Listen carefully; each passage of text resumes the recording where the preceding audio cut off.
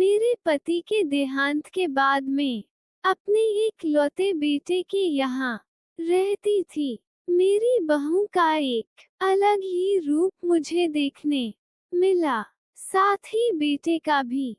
दोनों के मन में क्या है मैं अच्छे से जानती हूँ।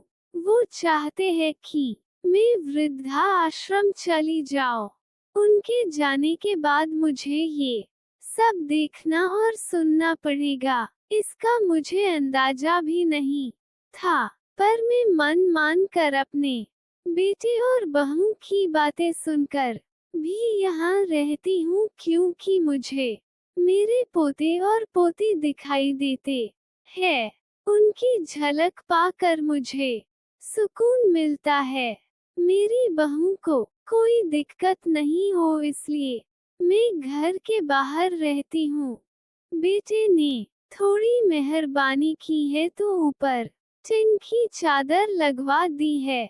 समय समय पर थोड़ा राशन दे देता है तो मैं अपना बनाकर खा लेती हूँ। मैंने अपने बेटे को कह दिया है कि मेरी वजह से उन दोनों को कोई प्रॉब्लम नहीं होगी, बस मुझे यही रहने दे, इसी घर में मुझे मर जाने दे। मैं बस यही चाहती हूँ। मैं अपने आप को खुशकिस्मत समझती हूँ कि मेरे बेटे और बहू कम से कम मेरे लिए इतना तो कर रहे हैं। मेरा बेटा सुबह 9 बजे नौकरी जाता है और बच्चे भी उसी समय स्कूल जाते हैं। फिर शाम को 6 बजे मेरा बेटा वापस आता है। बच्चे 3 बजे आते हैं। उन्हें आते जाते निकलते देख मुझे बड़ा सुकून मिलता है। मेरे पति के दोस्त थे, उनकी पत्नी का भी स्वर्गवास हो गया है। उस समय पर वो हमारे घर पर आया करते थे। उनसे हमारे अच्छे रिश्ते थे। उनका घर हमारे घर से थोड़ी दूरी पर था। पैरों में समस्या हो गई थी, ठीक से चल भी नहीं पाते थे। वो बड़े दिनों बाद मेरे यहाँ आए। मुझे उन्हें देखकर अच्छा लगा। उनका हाल भी मेरी तरह ही था। बच्चे अब उनसे भी परेशान थे।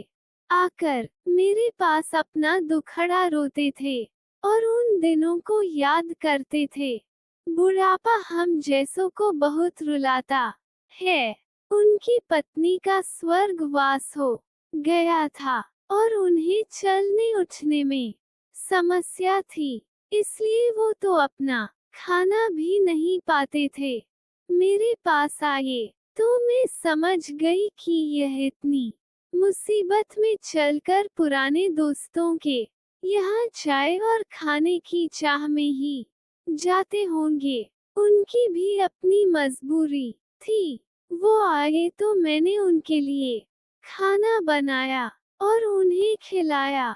मना कर रहे थे नहीं खाना, लेकिन मुझे पता था कि उनको भूख लगी है। मेरी बहू ने मुझे और उन्हें खाना खाते देख लिया। वो कुछ भी ना बोली। ऐसे ही वो यहाँ 2-3 बार आए। जब भी वो आते मैं उन्हें खाना खिलाती। फिर उनके जाने के बाद जब मेरा बेटा आया तो बहू कहती है कि तुम्हारी माँ कितनी बेशर्म है। पता नहीं किस किस को आजकल बुलाकर खाना खिला रही है। बड़ी मुश्किल से कमाया जाता है और ये लुटाने में लगी। इनका राशन बंद करो, कुछ दिन भूखी रहेगी तो अक्ल ठिकाने आएगी। मैंने कहा कि मैं अपने हिस्से का उन्हें खिलाती हूँ, तुम्हारे पिता के पुराने मित्र है। फिर भी बहू का उल्टा सीधा बोलना शुरू रहा। घर के बाहर रहकर इनको आजादी मिल गई है। पता नहीं क्या क्या करती है। बेटा भी बोला कि कुछ दिन भूखा ही रहने दो इन्हें। मुझे मेरे बेटे ने घर के पीछे सीढ़ी के पास ले जाकर बिठा दिया। कहा कि अब यही बैठो। मेरे तो अब आंसू भी सूख गए थे। अगले दिन मुझे खाना नहीं मिला। मेरे टिन के उस छोटे से कमरे को बहू ने तोड़ दिया। एक दिन पूरा भूखा रहने के बाद मैंने सोचा कि मैं गलत कर रही हूँ। मुझे अब अपने बेटे के यहाँ नहीं रहना चाहिए, और शायद गलती भी मेरी ही है। मेरी ही परवरिश में कोई कमी रही है, तभी तो ये परिणाम आया। अगली सुबह मैंने अपने बेटे को कहा कि मुझे वृद्धा आश्रम छोड़ आ। अब मैं तुम दोनों को ज्यादा परेशान नहीं करना चाहती।